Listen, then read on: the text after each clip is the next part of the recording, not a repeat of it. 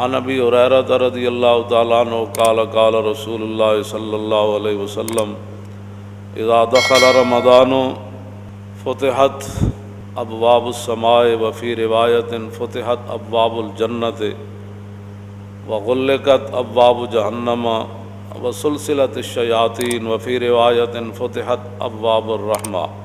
حضرت ابو ہریرہ کہتے ہیں کہ نبی علیہ الصلوۃ والسلام نے فرمایا کہ جب رمضان المبارک داخل ہوتا ہے یعنی شروع ہوتا ہے تو پھر آسمان کے دروازے کھول دیے جاتے ہیں،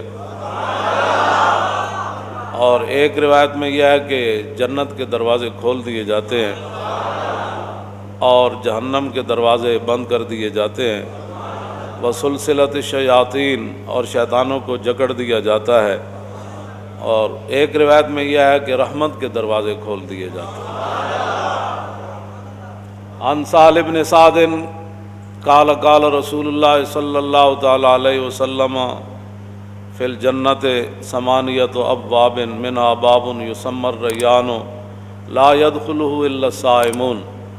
نبی علیہ الصلوۃ والسلام نے فرمایا جنت کے 8 دروازے ہیں، ان میں سے ایک دروازے کا نام ریان ہے، تو فرمایا اس سے صرف روزے دار داخل ہوں گے۔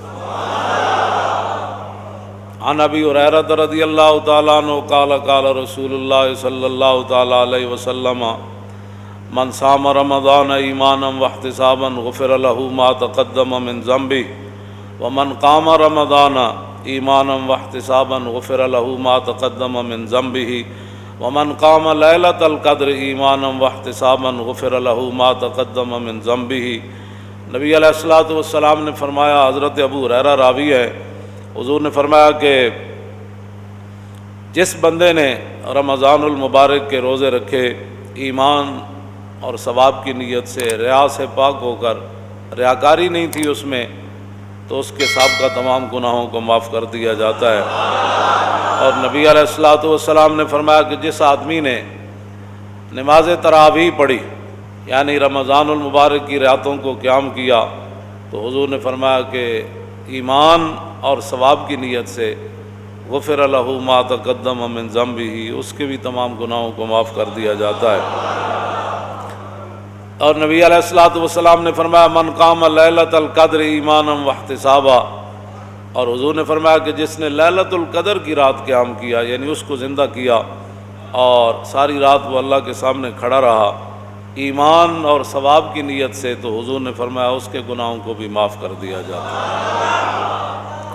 جو نبی علیہ الصلوۃ والسلام مبارک تقریر فرماتے تھے نا، انس بن مالک کہتے ہیں کہ کلما خطبنا رسول اللہ صلی اللہ تعالی علیہ وسلم الا قال لا ایمان لمن لا امانۃ لہ ولا دین لمن لا عہد لہ۔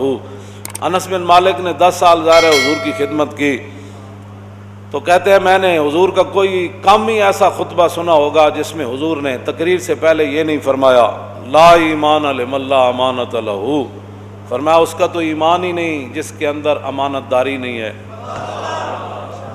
کلمہ، بہت کم ایسا کوئی خطبہ ہوگا جس خطبے کے شروع میں حضور نے یہ نہیں فرمایا کہ لا ایمان لمن لا امانۃ لہ۔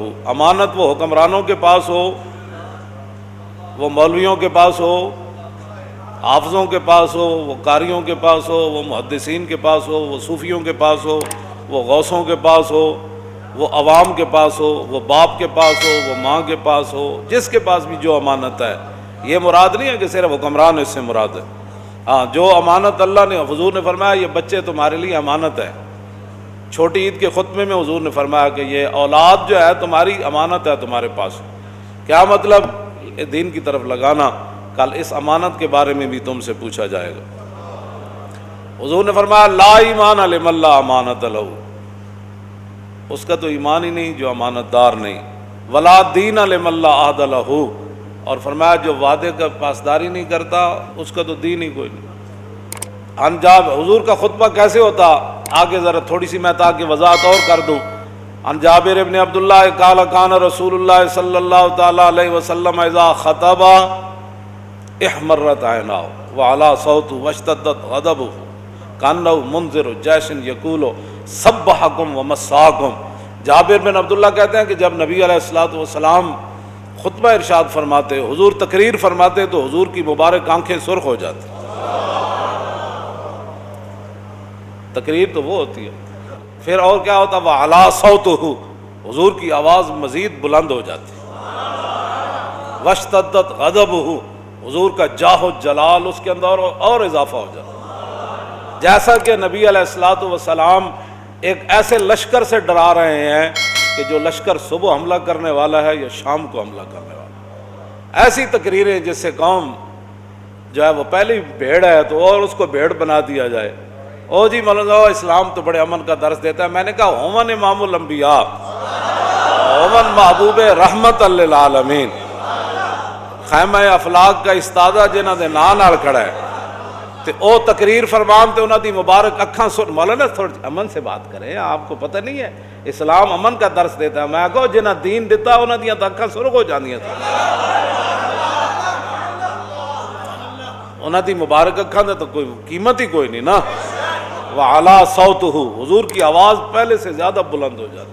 حالانکہ نبی علیہ الصلوۃ والسلام کی مبارک آواز میں اللہ نے یہ معجزہ رکھا ہے کہ جس طرح قریب والے کو حضور کی مبارک آواز سنائی دیتی، اس طرح 1,24,000 میں سے جو آخری صحابی بیٹھے تھے نا عرفہ کے میدان میں، جس طرح قریب بیٹھے صدیق اکبر کو آواز آ رہی تھی، اسی طرح آخری صحابی کو بھی ایسے آواز آ رہی تھی. تو میرے آقا و مولا کی مزید آواز بلند ہو جاتی. وَعَلَىٰ صَوْتُهُ، اور وَاشْتَدَّتْ غَضَبُهُ، اور حضور کے جاہ و جلال میں اور سختی آ جاتی. قوم کو یہ مزاج بتایا ہوتا نا کہ حضور ایسے خطاب فرمایا کرتے جی، تو پھر قوم ہماری ناموس رسالت کے مسئلے کو بھی سمجھ جاتی، پھر حضور کی عظمت کو بھی سمجھ جاتی قوم، اور پھر رسول اللہ کی ختم نبوت کے مسئلے کو ایسے سمجھ جاتی کہ ایسے تلوار بھی کھڑی ہو حضرت حبیب بن زید کے سر پر، مسلمہ خود اٹھ کر کھڑا ہو جائے کہ بتاؤ میں کون ہوں. فرمایا تو کون ہے؟ رسول تو رسول اللہ ہی ہے. تو کون ہے؟ کیا باتیں کرتا ہے؟ تو کون ہے؟ رسول تو رسول اللہ ہی ہے. تو کون ہے؟ ایسے جاؤ جلال سے تقریریں ہوتی نا ختم نبوت پر. تو پھر حضور ظاہر بات ہے حضور وضو کے بھی مسائل بتاتے تو حضور کا اس وقت بھی انداز پھر. عن سلمان الفارسی قال خطبنا رسول اللہ صلی اللہ تعالی علیہ وسلم فی آخر یوم من شعبان. حضور نے، سلمان فارسی کہتے ہیں کہ حضور نے شعبان کے آخری دن یہ ہمیں خطبہ ارشاد فرمایا. کیا فرمایا؟ فقال یا ایھا الناس قد اظلکم شہر عظیم شہر مبارک شہر فیہ لیلۃ خیر من الف شہر. شعبان کی آخری تاریخ کو حضور نے ہمیں خطبہ ارشاد فرمایا. تو اس خطبے کا انداز بھی تو یہی ہوگا نا، قد اظلکم شہر عظیم، ہاں جی شہر مبارک.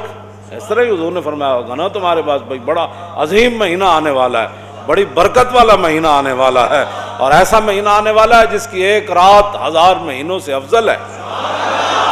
جعل اللہ صیامہ فریضۃ وقیام لیلہ تطوعا. حضور نے فرمایا اللہ نے اس کے روزوں کو فرض کیا اور رات جو ہے نماز تراویح پڑھنا یہ میری سنت ہے.